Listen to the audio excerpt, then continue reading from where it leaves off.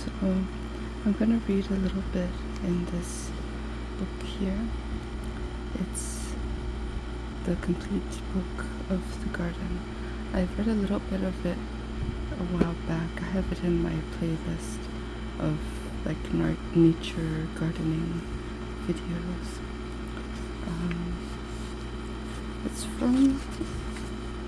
It's quite old. I got it from a thrift store, 1966.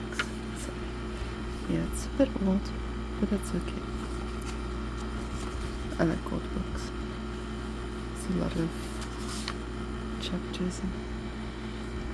So I'm just gonna, the last one I was skipping around a little bit, but I'm gonna just read through it. So it says, for everyone who loves a garden. The Garden of Eden was said to contain every tree that is pleasant to the sight and good for food. All through the ages, gardens have been the symbol of fertility and loveliness. The hanging gardens of Babylon so astonished travelers that they were ranked as one of the 7 wonders of the world, even before the days of European horticulture. Ancient Mexican gardens were watered by aqueducts, and their flowers scientifically arranged.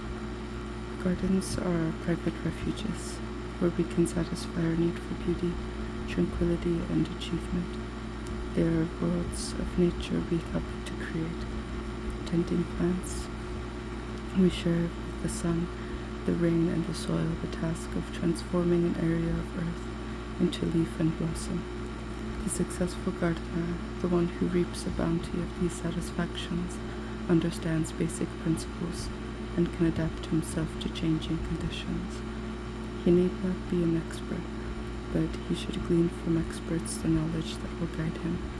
The complete book of the garden offers the information that leads to such mastery, authoritative descriptions of every kind of gardening, indoors and out. Some of the most attractive plants of the world flourish in the dry heat of an apartment. By the light of windows, sections of the book deal with habits and care of the most widely known and reliable flowers and vegetables, trees, and shrubs. But the full story of gardening embraces plants from many climes and countries, and these are included too. A plumy astilbe, or dusky gaillardia, is no more troublesome to grow than a chrysanthemum. The cleome deserves a season's place in the sun as much as the universal zinnia. Garden practices change, effective as they were. The methods of yesterday have been superseded by new, less arduous ways that employ the latest scientific advances and recently developed materials. In this single volume is a distillation of the experience and thought of a group of the most highly regarded experts of the United States and Canada. In all the main phases of gardening, their recommendations are given for choosing among the many varieties of plants available, for the making of lawns, for garden design, and for gardening and greenhouse culture. Here are the finest ways of creating distinctive areas: Japanese gardens and water gardens, rock gardens, and gardens for the difficult conditions of the seaside and city. An important part of this book is devoted to the more unusual climates of both North and South, with a calendar of garden work for each of them. Outstanding authorities have contributed chapters on 5 such great special zones. Many other topics are presented explaining the business side of gardening in detail, how plants live and grow, what soil consists of, and how it can be adapted and enriched, how to prevent disease and to control pests and weeds. The editors have endeavored to cover every aspect of gardening that will prove useful and bring reality to the gardener's vision. Emerson called his garden an honest place, where every tree and vine told its appearance what treatment it had received. And Kipling wisely wrote, "Such gardens are not made by singing, 'Oh, how beautiful,' and sitting in the shade." So, it's a little drawing, some flowers there. book's very dusty. It's kind of hard to breathe. Part 1. Flowers and plants in the home.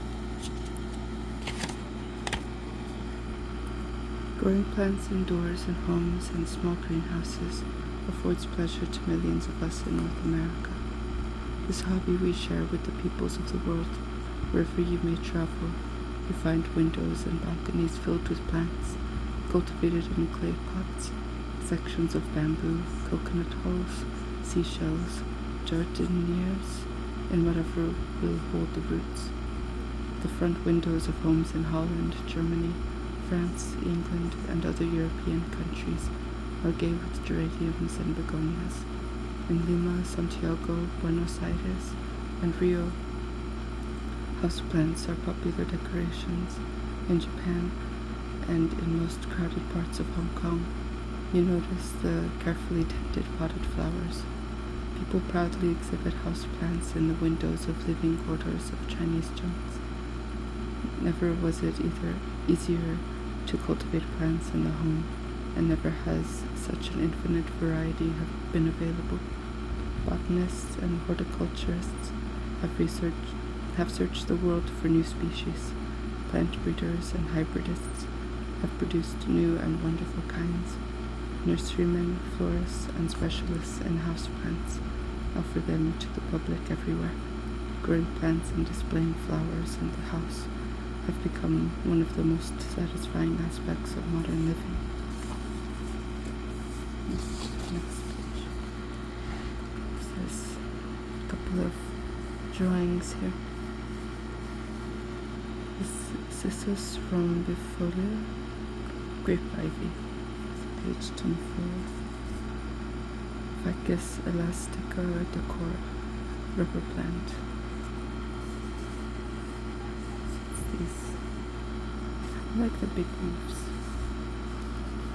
And then here it says bromeliad, Echmea fasciata. How to grow houseplants. Temperature, humidity, light, watering, fertilizing. 63 recommended plants and their care.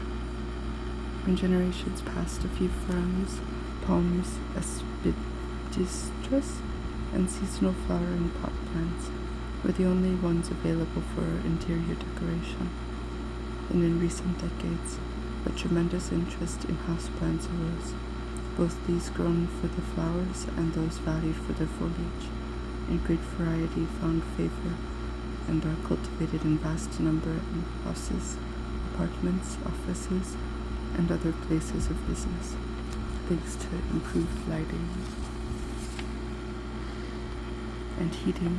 Many plants formerly able to flourish only in conservatories with hothouses now thrive as houseplants, with proper climate control, assuring favorable temperatures and humidity. Many delicate flowering kinds will keep in bloom for weeks, and a number of the foliage plants, such as grape ivy, will last for years. Some of the more popular varieties of houseplants are described in this chapter. Choosing houseplants. When choosing plants, consider first their shape, habit, texture, and coloring for the place they will occupy, and in relation to one another. For a group of plants, choose a tall specimen to give height, Justania or Schefflera, a climbing variety, Philodendron, several bushy varieties, Begonia or Pilia, and a trailing vine to cascade over the edges of the container. Try also for good contrasts of leaf shape and color, choosing the fresh and subtle green-leaved plants for outstanding specimens in key positions. Use multiple wall brackets rather than the type of bracket that holds a single plant to allow scope for grouping and massing. Temperature. The chief consideration in the temperature of the room is the temperature of the room in which the plants are to live. If the night temperature falls in between 40 degrees and 50 degrees Fahrenheit, choose only the hardiest kinds. If the minimum height night temperature is maintained at 50 degrees to 60 degrees Fahrenheit. Intermediate plants may be used. Temperatures of 60 degrees to 70 degrees at night are adequate for even the most tropical kinds. Day temperatures should be 5 degrees to 10 degrees above recommended night temperatures. This may be attained with the common automatic house thermostat. In summer, both day and night temperatures are likely to be higher, which is natural and suitable to the growing season. Humidity. Humidity is linked with temperature. The relative humidity in the air increases as the temperature falls. As the temperature rises, unless additional moisture is added to the air, it becomes drier. Modern heating provides good warmth but often dries the atmosphere. It is important, therefore, to keep all plants away from sources of dry heat, such as hot radiators. Never place a plant directly above such heat. All houseplants prefer fairly high humidity, and the delicate ones must have it. Naturally, a home cannot be turned into a steaming jungle, but plants can be helped in many ways without interfering with personal comfort. An easy way to provide additional humidity is to dampen the leaves occasionally with the water, using a very fine spray for the purpose. Fresh air is not essential to houseplants, but opening the windows on a mild, calm day will serve the purpose of raising humidity. Be careful, however, to avoid creating drafts. Another means of providing humidity is to place a layer of small pebbles or gravel at the bottom of a shallow tray or saucer, about 1 inch deep. Fill this with water just below the surface of the pebbles and stand the plant in its pot on the pebbles. Evaporation will create the humid microclimate the plant thrives in. When the plant is watered, the surplus will drain through the pebble base, but care should be taken that the plant does not stand with its roots in the water. Plants that are grouped usually suffer somewhat less from the atmospheric dryness than the plants standing alone. Together they give off more water vapor for their soil and foliage than does a single plant, continuously moistening the air in the immediate vicinity. I'm gonna get some tea. Here we go.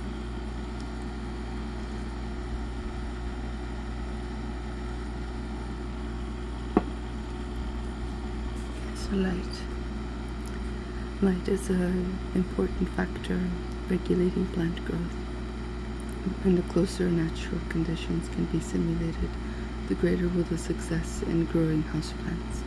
Many varieties originate from the floors of great tropical forests, where the sunlight is filtered through the canopy of its branches and leaves overhead. As for houseplants, they therefore prefer shade or semi-shade. In winter, the deciduous forest trees shed their leaves, and more through less intense light reaches the floor of the forest. And in the winter, when the days are short, such houseplants need all the light they can get. During the day, they should be moved as close as possible to a window, without endangering them from the winter cold penetrating through the glass. Generally speaking, green-leaved foliage plants prefer shade, and many will tolerate quite dark areas of a room. The colored-leaved kinds require more light, but a south-facing window which receives the strongest winter sun is not an ideal position for many kinds of houseplants, unless the sunlight is filtered by net curtaining or Venetian blind. Conservatories or greenhouses containing houseplants should be shaded in spring and summer as protection against strong sunlight. Remove all shading, however, during the fall and winter, so that the plants receive maximum light. Some varieties of houseplants, especially certain of those that flower, such as geraniums, are sun lovers and thrive best with full exposure at all seasons. But these care must be taken in summer that temperatures behind glass do not become too high. To prevent this in hot weather, either the window in which the plants are grown should be opened or it should be lightly shaded. Planters. Meadowland trough or pottery bowl makes a good container for several plants, or for those who prefer something a little more unusual, a deep copper pan or antique container can be used. Fill the planter with moist peat moss and plunge the plants into the peat up to the rims of their pots. Keep the plants in their pots so that they may be watered and fertilized according to their particular individual requirements. Be sure that the peat in the container is moist but not soaked. The moisture will then evaporate slowly, forming the beneficial humid microclimate around the plants, which will form an umbrella of leaves over the container. This will help prevent the moisture from evaporating too rapidly. For a single plant, choose an attractive pot, tub, or other container with larger diameter than that of the original pot. Place some gravel or other drainage materials at its bottom. Stand the pot containing the plant inside it and pack moist peat in the space between the two containers. Drainage. Good drainage is important in the cultivation of practically all plants grown in containers. Soil should be sufficiently porous to permit the free passage of water, and the bottoms of the containers should have holes through which surplus water may drain. The drainage holes may be covered with a layer of crocks, pieces of broken flower pots, gravel, charcoal, or coarse coal cinders. Then cover these with a layer of peat moss, newly fallen tree leaves, straw, or similar material that will prevent the soil from washing down and clogging the openings. The adequate drainage of planters in which pots are buried is quite as important as drainage of the soil in the individual pots. Stagnant water actually drowns the roots of plants and is fatal to most kinds. Watering. Correct watering is of supreme importance and largely determines the indoor gardener's success or failure with houseplants. There are no cheap and reliable instruments for measuring the water content of the soil in the pot, but gardeners and horticulturists have evolved some simple, practical methods.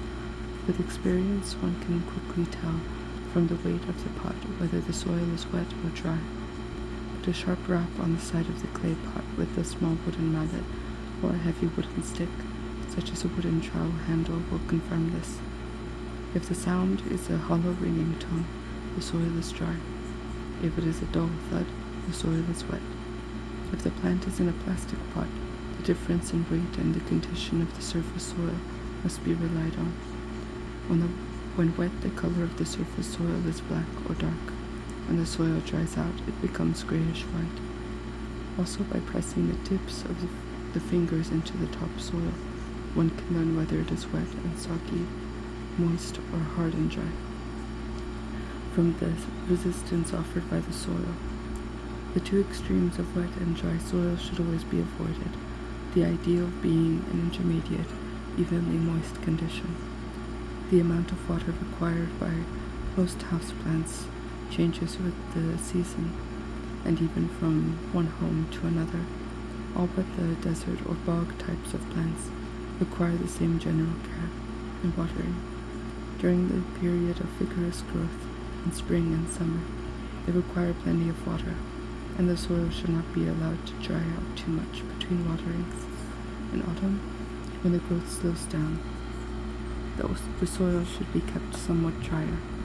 In winter, particularly during very cold weather, the greatest care should be taken, as many plants then have almost ceased to grow.